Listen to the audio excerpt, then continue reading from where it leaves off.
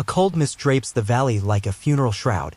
It curls between the trees like a mourning veil, shivering over blackened roots and tangled branches.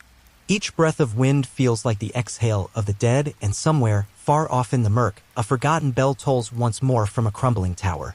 Its voice is hoarse now, choked by moss and silence, but it still dares to speak, to call for a city that no longer answers. The tower stands like a broken tooth in a corpse's mouth. Below it, the ruins sprawl like the ribs of something once alive. Shattered stone walls, half swallowed by earth and vine, lie where merchant stalls once bustled with life. The market square, now just a hollow, held perfumes from across the desert and spices bright enough to stain your fingers. Silk snapped in the wind from awnings of crimson and gold. Bartering voices tangled in the air like music, clipped, sharp, urgent. But all that's left now is damp. Moss clings to the beams where rafters once held dancing smoke from cumin-scented stews. Blackbirds nest in the gaps of window slits where once a child might have peeked out, eyes wide with wonder at a passing caravan painted in dust and sun. They called it Velmer, the crossroads of whispers. A city built not on war, but on words. On the glint of coin and the quiet intimacy of ink. No great army ever breached its walls. No enemy set it to flame. It withered. Not suddenly, not dramatically, but like a candle choking on its own smoke. Every solstice, as the snow begins to fall, a lone monk returns to these bones of memory. He is blind in one eye now, his skin thin as parchment, and his breath rattles like dry leaves. But he remembers. Men have forgotten his name, but the stones know him. He walks barefoot through the frost. His robe, once indigo, now the color of old ash, brushes snow and bone alike. He does not speak aloud, save for the names murmured like secrets as he kneels at the altar of a cathedral long since broken. The roof has fallen. The pews are dust, but the altar stands cracked but not destroyed. With trembling fingers, he lights a single candle. Its flame is weak, flickering in the wind that snakes through the broken ribs of the chapel, but it holds. And in that fragile light, a story stirs. He remembers the plague. Not a storm, not a scream, not even a shadow, but a whisper. It came in the cup of peace. A goblet raised high between rival houses, sealing a marriage meant to end bloodshed. A union between trade and crown, between parchment and sword. And in that cup was death. The bride died first, then the cooks, then the children. The city's fountains, once overflowing with laughter and coins, began to run dry. The waters turned cloudy, then still, then silent. Children grew pale, their eyes sunken like forgotten wells. Merchants stopped shouting. Nobles closed their shutters. The music stopped. Only the bells kept ringing. Day by day, the sound thinned. Until one day, it did not ring at all. The king's court, once the heart of the city, beating with ambition and betrayal, was found empty. Its great doors flung open like a mouth caught mid-scream. No guards. No servants. Just cold air and silence thick enough to choke on. No one closed those doors. No one dared. Velmer did not burn. It did not bleed. It simply slipped into the soil, like a dream forgotten upon waking. And time, patient and cruel, wrapped its ivy around every throne, every tapestry, every name. The monk whispers those names still. Names lost to every book but his own. He does not weep loudly. Only a single tear crawls down his cheek as he sets the candle into the dusk.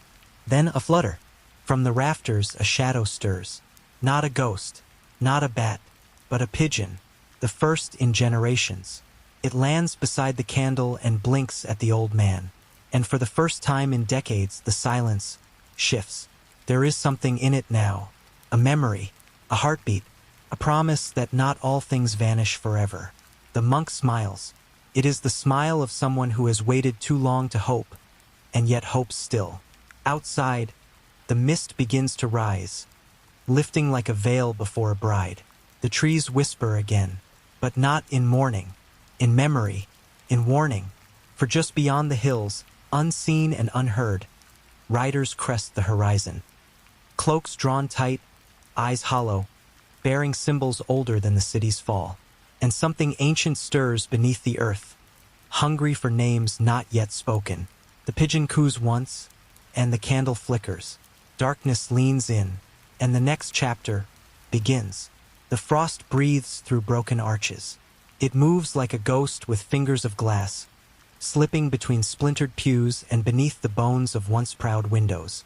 It brushes across a chalice, now fused to the stone by time and cold, and whispers through a prayer book whose pages have turned to dust. Above, the rafters groan.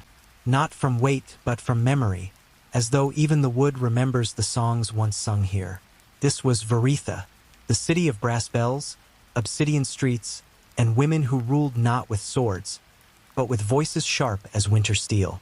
A place where queens wore silence like a crown and spoke only when the world needed shifting. Now silence has reclaimed its throne. The northern wastes hold her remains like a secret buried in snow. Statues lie toppled, their faces kissed by frost and lichen, ribs exposed like ancient beasts caught mid-breath. Between them, the crows perch without fear, black upon white, waiting for nothing. And there, in a forgotten square, rests a child's toy. A wooden knight, its wheel cracked, tilts slightly in the wind, as if its owner might return, as if laughter might echo once more between the stone facades now draped in ash. But no child comes. No voice calls for the night. Only the wind, soft, unsure, threading through alleyways like a mother looking for what was lost. Varetha was a kingdom ruled by wisdom, not war. Its lore passed not through books, but through hands, mother to daughter, breath to breath. Each queen crowned beneath stars, each star watched by careful eyes. Until the sky changed. The stars bled. Red fires flickered for 40 nights, not comets, not storms, but flames that danced in silence. The elders gathered, robes heavy with time, and whispered of a thinning. A seam between worlds, a veil stretched too thin. And then came the astronomer, a man of wild hair and shaking hands. He stood before the court, a scroll clutched to his chest, and begged. "Dig," he whispered. "There is a light beneath the rock. A burning heart, not ours to keep." They laughed, not cruelly, but with the weary patience of those who have heard too many omens. And so he vanished. Some say he fled into the mountains. Others believe he was buried beneath the very stones he feared. Years passed, and the ground began to change. The wells, deep entrusted, began to steam. Not hot, but alive. Birds, mid-flight, dropped like tears from the sky. The soil sang at night, a low hum that moved beneath the souls of servants and sovereigns alike. A lullaby no one remembered learning. Still, the city held on. They paraded relics through the avenues, bones of saints, teeth of kings, the hair of the first queen sealed in amber. They lit fires atop every roof, casting light where the sky had turned red and strange. They burned lavender in the temples. They fasted. They wept. But no incense can soothe the breath of a sleeping god. When the mountain breathed, it did not roar. It sighed, a long, low exhale that peeled bark from trees and glass from towers. And then came the light, not fire, not ash, but light, white, wide, and silent. And when dawn broke, the city was gone.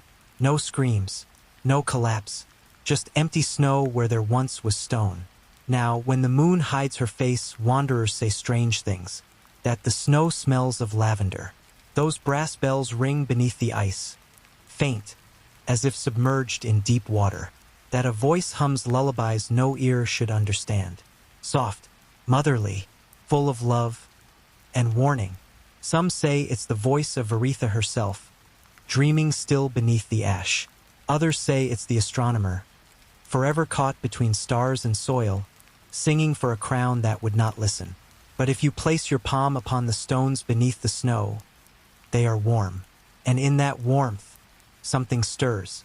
A breath, a heartbeat, promise, not in return, but of memory. And from far beyond the wastes, where cold turns to rot and rot turns to rule, another queen rises, not of wisdom, but of hunger. Her crown is not forged. It grows, and her footsteps, though silent, press deeper than snow. The wind still carries her name, but it does not dare speak it. Not yet. Rain taps upon the remains of a rose window high above a drowned chapel. Each droplet lands like the memory of a blessing once whispered in Latin. Now, ivy drinks from the cracked stone font, its roots snaking into the altar and ash alike. The marsh has taken what time could not, swallowing pews, pulpit, and prayer, leaving only silence beneath the surface. Kaeldor sleeps beneath this water, a city that once shimmered like a secret, hidden in shadow and candlelight, now lies submerged beneath a quilt of silt and reeds. Towers lean like tired sentinels, their spires broken by years and hubris. Bridges that once held lanterns glowing with alchemical fire are now little more than ribs in the muck, bone white under the moon. They called it the City of Lanterns, where shadows whispered and walls listened, where the flicker of a candle could mean love or death or an invitation to disappear. The merchants here dealt in silence. Their gondolas drifted like ghosts along black canals, ferrying ink-drenched scrolls and locked satchels. In Kaeldor, nothing was spoken that was not meant to be heard. Every gesture held weight. Every glance was a cipher. But even secrets drown. Along a reed-choked causeway, a girl walks. 12 winters old, though time means little in a place where the sky forgets how to change. Her lantern is carved from bone, the wax within sweet with the honey of vanished bees. It casts no fire, only warmth, as though it remembers something too fragile to name. Her cloak, stitched with glyphs no scholar now reads, hangs heavy with damp. But she does not slow. She is the last of a line, star readers, once summoned to whisper fate into the ears of kings. It is said her great-grandmother sang prophecies into the dusk from the tallest bell tower. That when her voice broke, so too did the city. Now the girl walks. Each night she searches. Not blindly, but through dream and instinct, as if her feet remember what the mind cannot. But the city shifts. Its staircases sink. Alleys vanish beneath ripples. Doorways open into waterlogged halls where fish swim through drawing rooms and chandeliers hang tangled in reeds like drowned jewelry. Kaeldor did not fall to sword nor sickness. It fell to pride. They dared to rewrite the sky, to tilt the constellations toward their own desires. Not content to read the stars, they sought to change them. Glass towers rose, catching moonlight and flinging it back with arrogance. Mirrors lined the observatories. Sigils were drawn not in ink, but in blood and starlight. And when the alignment came, when the heavens tilted into a long-foretold pattern, the tide rose. Not from the ocean, but from within. Water spilled from wells, climbed staircases, poured from stone eyes in cathedral walls. Rain fell from cloudless skies. It was not a flood. It was a betrayal. A rebellion of the city's own breath. In a single night, Kaeldor became an echo, its whispers trapped beneath the tide. The girl pauses beside a statue half buried in water. A woman carved in grief, her face veiled, clutching a sealed box to her breast. No inscription. Only stillness. The girl's hand brushes the stone. And the water stills. Reeds cease their swaying. Ripples halt mid-motion. The very air thickens as though the city is holding its breath. It knows her. Beneath her feet, the stones remember. Somewhere below, past rooms filled with velvet rot and chandeliers strangled by vines, something ancient stirs. A bell chimes. Faint, distant, as though rung not with metal, but with memory. The girl turns. She says nothing. But her breath quickens. Her lantern flares, not brighter, but deeper, the flame within curling like a golden thread winding towards something far below. The city is listening. And in that listening, something responds, a murmur in the marrow, a name almost spoken. She steps forward.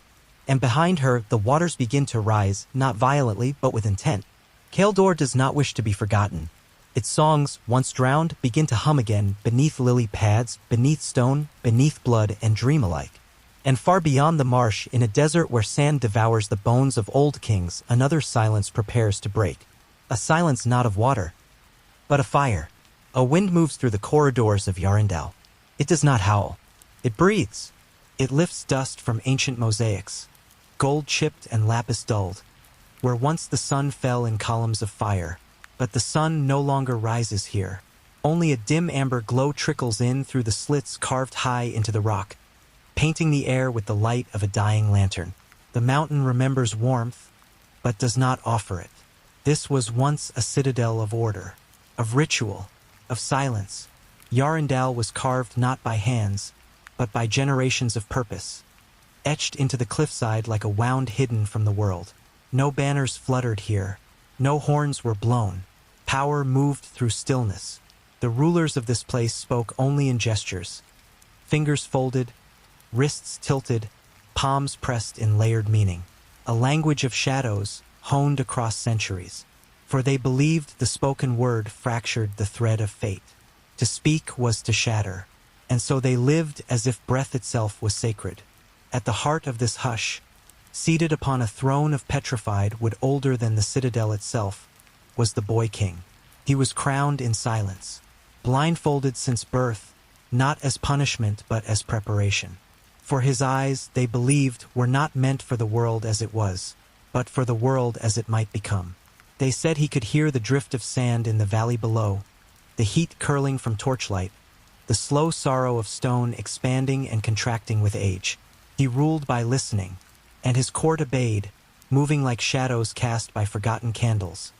Never speaking, never touching, never being more than what the silence allowed.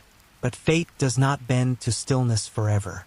One day a foreign emissary came, wrapped in silver robes, lips sealed with gold thread, a mockery of their sacred silence.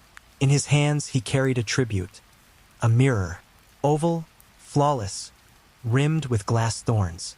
He placed it at the foot of the throne, and the boy, curious beyond the rules etched into his blood, reached forward. Fingers trembling, he lifted the blindfold for the first time, and saw. But what he saw was not his face. It was another. Same age boy, same eyes, same scar along the jaw. A mirror, yes, but not the self. It was the face of a twin. The twin he had been told never existed. Buried alive on the day of their birth. A sacrifice to prophecy, to keep the line of sight unbroken. And in that single heartbeat, silence was broken. The boy screamed. The sound was raw, unnatural. The first true voice the palace had heard in centuries. It echoed through the stone like a blade dragged across bone. And the mountain listened, then cracked. The scream split time. Rituals unraveled. The silence, so carefully maintained, became a storm of confusion. And slowly, like threads pulled from cloth, the palace began to unmake itself. Not on fire, not in rubble, but in forgetting. Corridors folded in on themselves. Servants found staircases leading nowhere. Time bent in strange arcs. Food decayed in the hand. Silver turned to dust. Children aged and forgot their own names. The Queen Mother was seen walking into the rain one night and stepping out dry the next with eyes full of stars. No one spoke, because they no longer remembered how. And through it all, the boy king sat upon his throne, blindfolded once more, his mouth now moving, not in screams, but in whispers, naming things no one could see, places no longer on maps, people who had never been born. They say he still sits there, spine unbent, whispering to the torches that no longer burn. Outside, the world has forgotten Yarendel. The maps show only mountains, but the vultures remember. They circle high above the stone cliffs, as if waiting for something that still lingers. Some nights, a harp plays soft, lonely, without source, a lullaby written in silence. Not all quiet is peace. Some silence watches, and deep beneath the mountain, where the stone has softened to salt and dreams, something stirs in rhythm with the boy's whispers. A name repeats, and repeats, and repeats.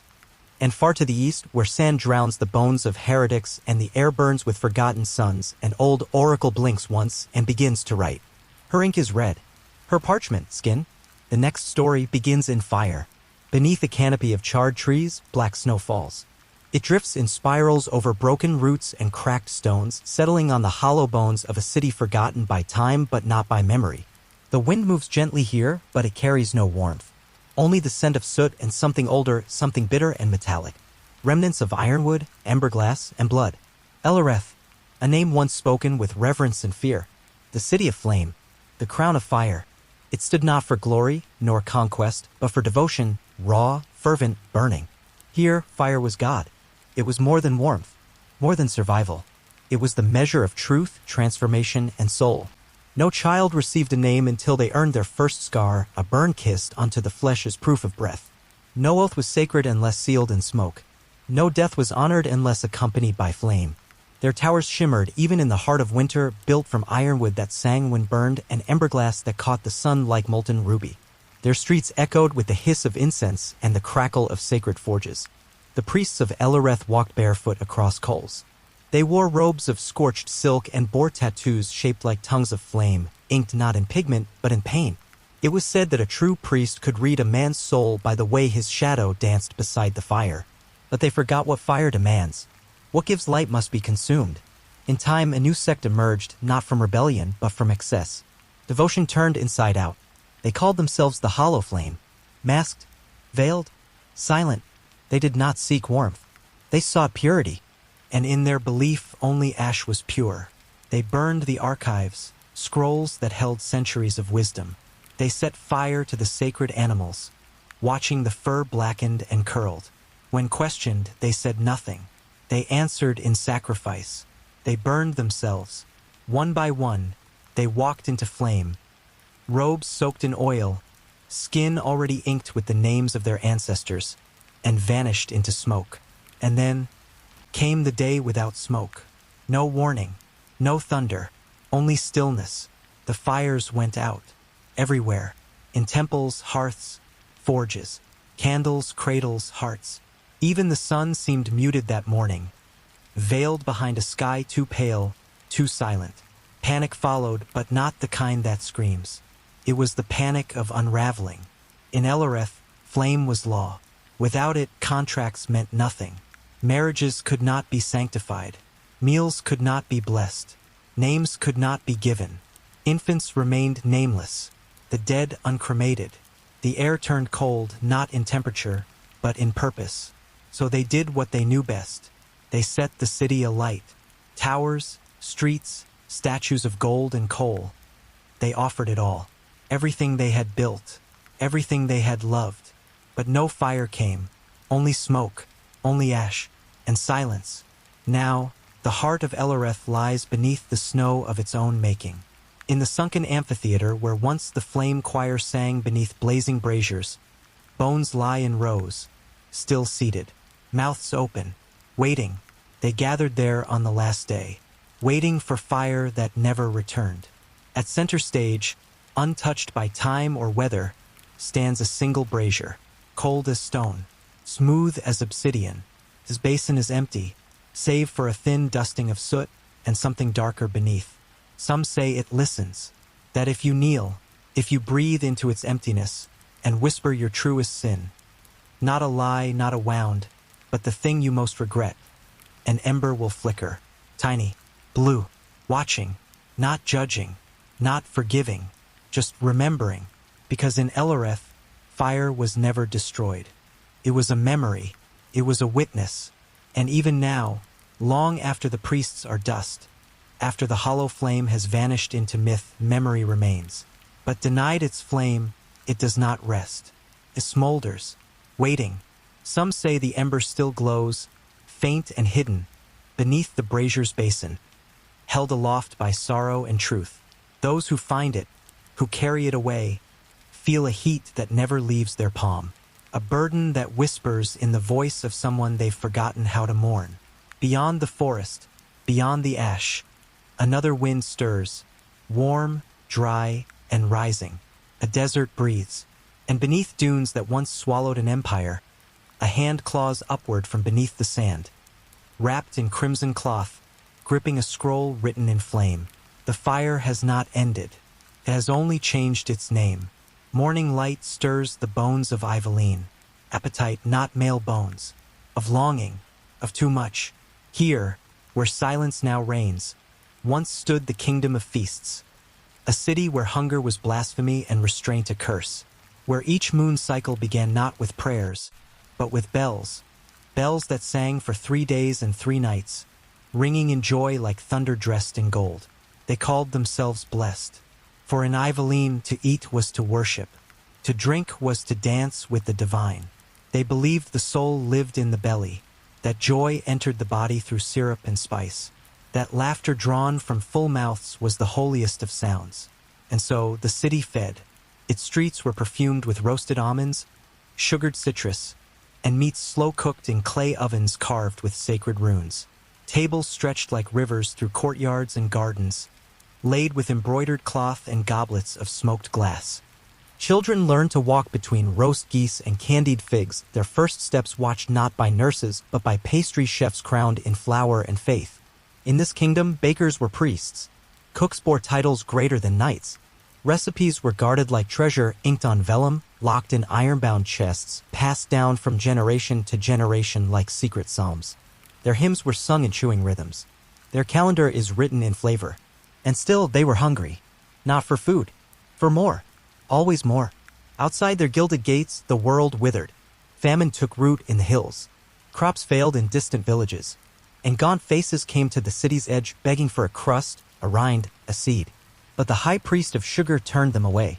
Let them starve, he said, lifting a chalice of mulled wine high into the torchlight. The gods dine with us.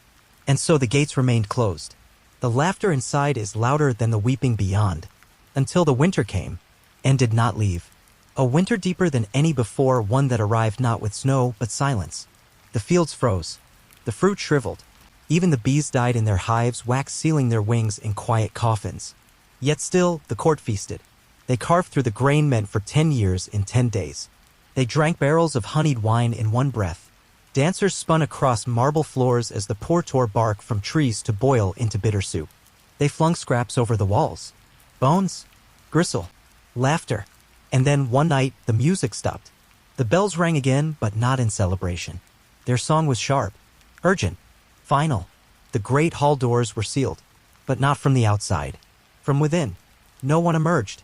The smoke from the chimneys faded. The laughter ceased. The scent of cinnamon and blood lingered a day too long. When the spring finally came, the orchard bloomed, but not in joy. The city was empty, chairs overturned, bowls untouched, goblets full, and in the center of the feast hall, a roasted boar lay upon its platter, still steaming, though no fire burned, no ash smoldered, no breath stirred, only silence. Now the orchard grows wild, too wild. Apples split open with worms before they fall. Bees hum with confusion, their hives unanchored. The wind tastes sweet, then bitter, then sweet again. And sometimes, when the clouds hang low, a sound rises from the kitchens. Laughter, thick, guttural, wrong. It echoes from ovens with no heat, from pans that cook no food, from mouths no longer whole. Iveline is not dead. It is digesting. For some, hunger does not end. They bury themselves in soil, in memory, in tradition, and far to the south, beyond salt flats and thorn-choked roads, a child chews something beneath a tree, something soft and dark and familiar. She licks her fingers and smiles. The feast is not over. It has only changed shape. The mist does not drift here. It waits, still, patient, watching.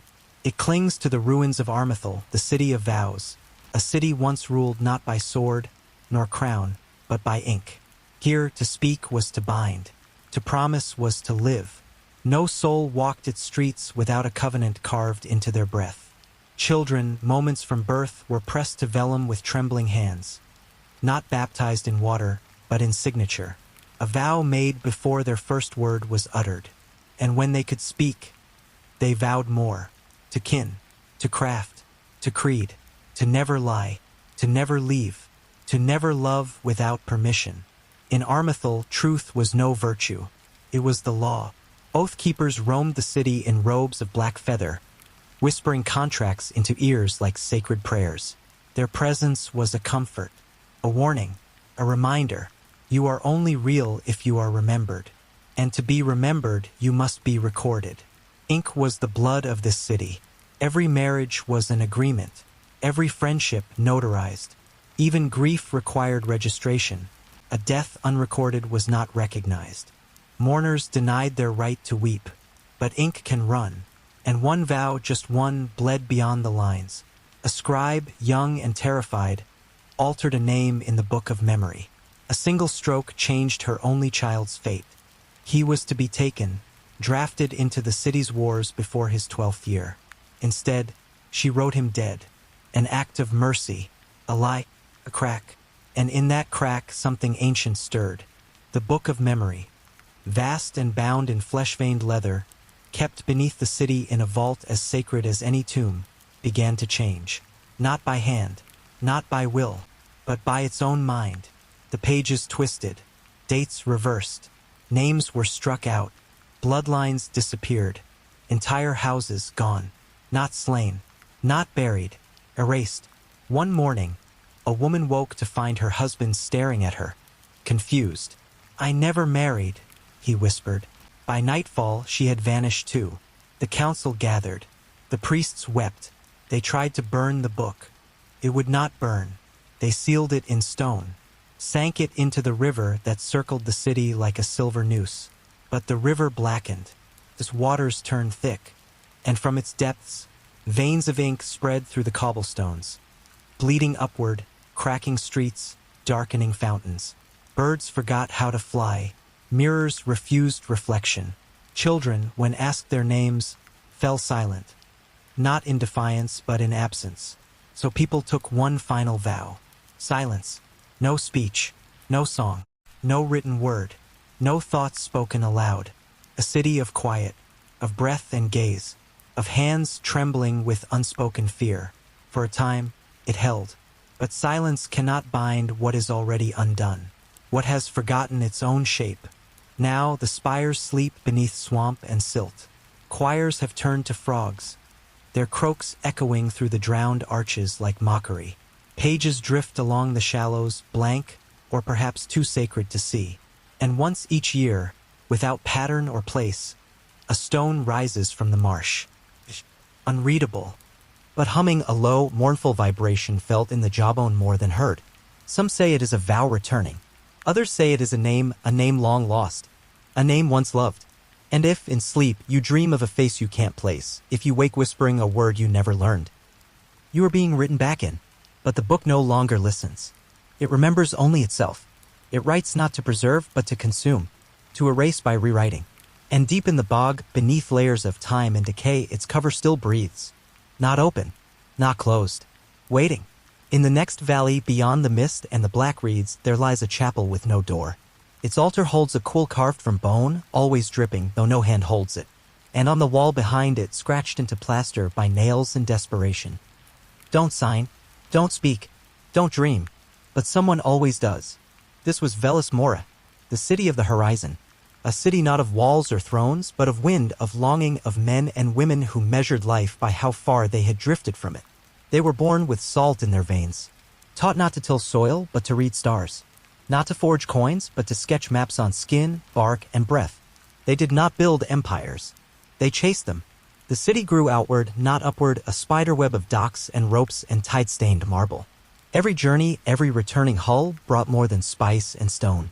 It brought a story, inked into the very bones of the city, across mosaics, into tower reliefs shaped like sails, into the marble that warmed beneath their sun and hummed when it rained.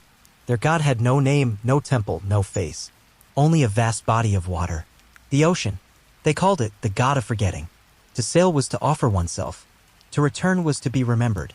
Every voyage from Velis Mora was a question whispered into the waves. Every arrival, a fragile answer trembling in the tide. And for a time, the sea answered kindly. Until it didn't. One dusk, when the light was the color of dried blood, a ship drifted back into the harbor. It moved like a ghost, silent, oarless, untouched by storm or wind. The crew was gone. The hull split but floating. Only one man aboard. He had no eyes. And across his skin, a map stitched in fine black thread, tracing coastlines that did not exist on any chart. No names. No directions. Just curves, spirals, marks like questions. He said nothing. He wept with salt. And the sea changed. Tides turned against the moon. Fish died mid-swim, floating belly up in warm water. Children born that week grew to speak in whispers as though the ocean was always listening. Velis Mora, bound by wonder, not fear, could not turn inward. They rebuilt again. Not a fleet, but one ship. A vessel made not of wood, but of glass and bone. Its sails stitched not from cloth, but from silence itself. No name. No flag. It was called only what it was. The vessel of echoes. They said it could pierce the horizon. They said it could reach the place beyond maps, beyond stars, the place the eyeless man had touched. It sailed at dusk, as all their ships did, and was never seen again. From that moment, the city began to dissolve. Not in flames or siege, but in forgetting. The wind lost direction. Harbors emptied, not of ships, but of birdsong. Infants were born mute. The towers that once rang with sailors' songs stood silent, casting shadows over docks that creaked but never echoed. And still, the sea rose. Not in fury. In grief. It crept over plazas etched with old journeys, swallowing the stories. One by one, the mast-shaped towers disappeared beneath waves, until only titipools remained. In those titipools, broken compasses, split quills, rusted sextants with needles that spin endlessly. And sometimes in the dawn mist, a conch shell drifts to shore. Small, innocent, but when held to the ear, it does not sing with waves. It whispers with voices. Voices from long ago. Calling not forward, but backward, calling home. Does the horizon remember me? They ask. No answer ever comes. But in the water, reflections shift not with what is, but with what was. And far below, beneath leagues of forgetting, the glass ship still sails through a sea that is not sea, toward a place no tongue dares name, a place where every oath made in longing, every whisper lost to storm, is kept, waiting to be found, by someone still listening. This was the Iron Court, a fortress etched into cliffstone where justice wore no face and the soul was measured in ratios. Its lords were masked not out of shame but principle. To be known was to be compromised. To be seen was to risk being felt. And feeling had no place here. They ruled not by heritage nor divine right, but by the blade of logic, the balance of law. Every ruling was weighed like a coin. Every birth is subject to judgment. Every child is given not a name, but a case number. Here, mercy was an infection. And love? Love was something to be filed, taxed, and, if necessary, removed.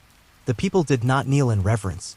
They stood in still rows, reciting creeds that bound their hearts like shackles. Emotion clouds judgment. Compassion breeds disorder. Identity is a lie we tell ourselves. From birth, infants were rocked not to lullabies, but to the sound of sentences read aloud. Some cradles hung above execution blocks so that the weight of consequence was their first understanding of life. Children played not with dolls, but with balances, scales weighted by imagined crimes. They were taught that fairness required no warmth, only accuracy.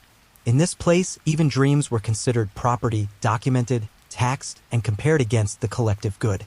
A world without chaos. A fortress of reason. And yet, it was not fire that brought them low. Not sword nor siege. But a question. Spoken in a voice barely broken, trembling in a chamber meant only for silence. Who judges the judges? A boy. No older than 12. A student. One among thousands. He was not punished. Not executed. He was removed. Rewritten. His name was reassigned to another. His cradle repurposed. His mother said she never had a child. His voice erased. But the question lingered. And with it, the unraveling. First, it was the scrolls. They disagreed with memory. Testimonies twisted. Signatures vanished. Dates warped into impossibility. Then came the accusations. Masked lords turning on each other, each claiming their role had been stolen. That the others were imposters. That no one truly remembered who they were before the mask. Brothers sentenced brothers. Wives stood trial against husbands. The Iron Court began to eat itself. And underneath it all, one whisper took root in every corridor, behind every sealed chamber, between every cold breath. The Iron Court has no soul. They tried to audit the truth. They drafted laws against doubt. But it was too late. Identity, once dissolved, cannot be restored by decree. One morning, guards found the gate open. The thrones empty. The ledger books blank, their ink vanished. Not burned. Not stolen. Erased. Every mask ever worn, piled in silence at the entrance, a monument to judgment unclaimed. The city had vanished. No scream. No collapse. Only absence. Now wind walks where law once ruled. Through stone corridors, it speaks softly, not with words, but with inquiry. It echoes your name. It asks who you are. It waits like an unclosed case. And no voice answers. Because here, identity was never yours to begin with. Just something you were assigned. And something that, like all records, can be revised. So, when travelers pass through the ruins, when their names curl in the air behind them like smoke, they do not stay. They clutch their names tightly as though memory could bleed from skin. Because in this place, the walls do not forget. They wait. They listen for one final verdict. For one voice brave enough to ask again. Who judges the judges? And for once to respond. This was Limera, the city of sleep, where dreams were not wanderings of the mind, but the very structure of rule. By day, the people walked in silence, half awake, speaking only when necessary. The true kingdom, the one that mattered, emerged when night fell. When shutters closed, incense burned, and poppy elixirs passed between lips like sacred wine. It was not kings who reigned here, nor generals, but dream rites, those trained from birth to enter sleep like a cathedral, to step beyond waking flesh and return with visions. Prophecy was drawn from dreams like ink from deep wells. Each vision was interpreted like scripture. Each symbol, a crow, a flame, a field of snow, charted the course of life and law. And so Limera thrived by moonlight. Temples were built with beds, not altars. Down-stuffed thrones where the priesthood of slumber whispered omens in tongues never heard under the sun. A dream of an empty cup? Famine. A cat curled beside a mirror? Betrayal. A staircase that never ended? A child must not be born. The city moved not by ambition, but by visions. Until the night it didn't. She was the oldest dreamwright alive. Her name is lost now, for they dared not speak it after. She slept with violet poppy beneath her tongue, silk cords binding her limbs, so her spirit could not wander too far. And yet, it wandered too deep. She choked in her sleep. No poison, no assassin, just silence. Her mouth is full of froth. Her eyes rolled white. Her body unmoved for hours before they noticed she would not wake. Her final dream never spoken. Her prophecy lost. Panic bloomed like rot in the root. The city turned to her apprentice, a girl barely past 13, trembling in robes too large for her frame, her fingers inked with half-formed symbols. She could not read the sky, but she could dream, and in every dream, night after night, she saw only one thing: a door, smooth as bone, taller than towers, a door with no handle, no lock, no key, only a whisper in the dark, open. So the people obeyed. They built the door exactly as she saw it, brick by brick, into the palace wall.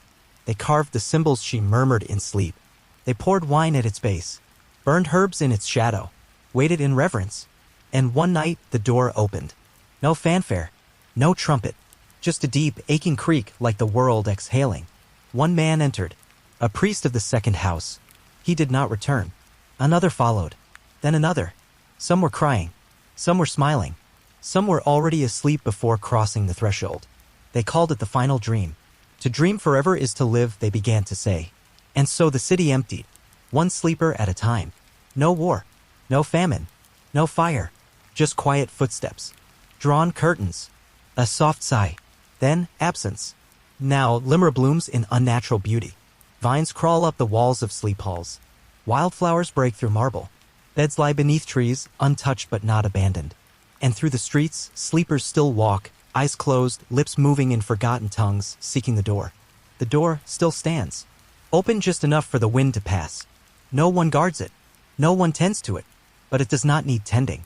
It waits, and when the breeze shifts, when it brushes against your cheek like breath from some deeper world, a lullaby drifts with it. Come in, child. The dream is warm, yet even now some say the dream has teeth, that behind the velvet of slumber something watches. That the dream is not a kingdom but a keeper, a cradle that does not let go. And those who resist, those who dare to wake, find their pillows soaked with black poppy and their own names spoken by strangers in dreams not their own. Limra has no ruler now, only the door, and the girl, grown, old, forgotten, still sleeps at its base. She has not stirred in decades, but her lips move in sleep, and she whispers new symbols, new shapes, a new door. So the people listen. Because in Limra, dreams do not fade. They inherit. And somewhere, beyond the blackened moon and perfumed rot, another gate waits. A dream not yet dreamed, but close, so very close,